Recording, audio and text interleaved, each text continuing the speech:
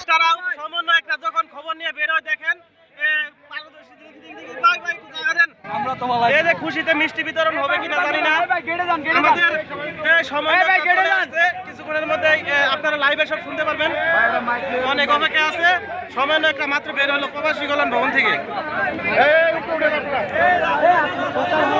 ভাই আমরা আপনাদের গল্প শুনবো।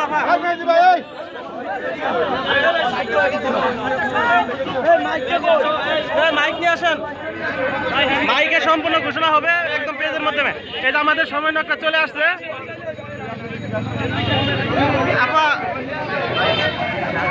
আমরা প্রয়োজনে যদি কোনো সমস্যা থাকবো মাঠ ছাড়তেছি না। সবাই চলে আসেন এদিকে।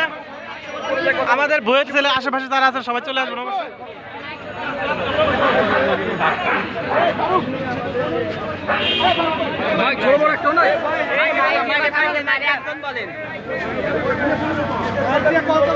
মাইকে মাইকে মাইকে বলো, এটা একজনে শোনা যাবে না, এখানে শোনা হবে।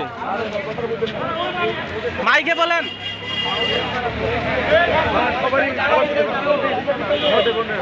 একটা একটা করে বলা সম্ভব না, একবারে মাইকে বলুক।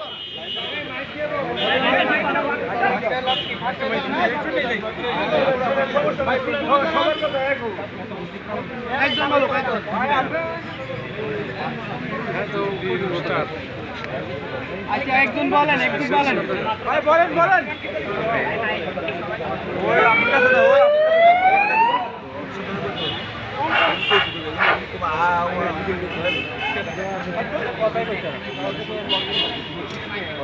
প্রিয় সহযোগিতা ভাইয়ারা, আপনাদেরকে অসংখ্য ধন্যবাদ।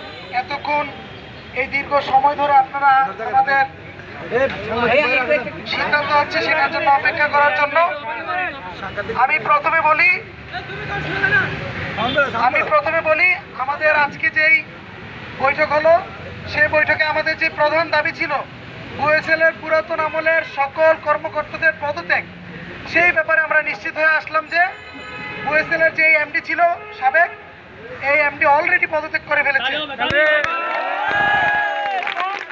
তার জায়গায় গত দুদিন আগে, কারণ ভাই যে চুরি করে তার ভিতরে ওজন আছে, সে যে চোর, সে তার ইয়ে নিয়ে অনেক আগে পদত্যাগ করেছে। গত দুদিন আগে আমাদের নতুন যে এমডি হলো উনি আমাদেরকে বলল যে আমার উপর আপনারা বিশ্বাস রাখতে পারেন, আশ্বস্ত রাখতে পারেন। আমরা যার সাথে কথা বললাম উনি বুয়েসেলের নতুন এমডি। উনি আমাদেরকে আশ্বস্ত করলেন আপনারা আমাকে জাস্ট 1 সপ্তাহ সময় দিন, আমি কি করব কি না করব সব আপনাদের নিয়েই করব। বুয়েসেলের সাথে আপনাদের যে দূরত্ব ছিল এই দূরত্ব ঘুচবে। ইভেন্ট আমরা সরাসরি প্রশ্ন করেছি যে বুয়েসেল নষ্ট হয়েছে কিরণ এবং তার সংশ্লিষ্ট লোকদের দ্বারা। কিরণ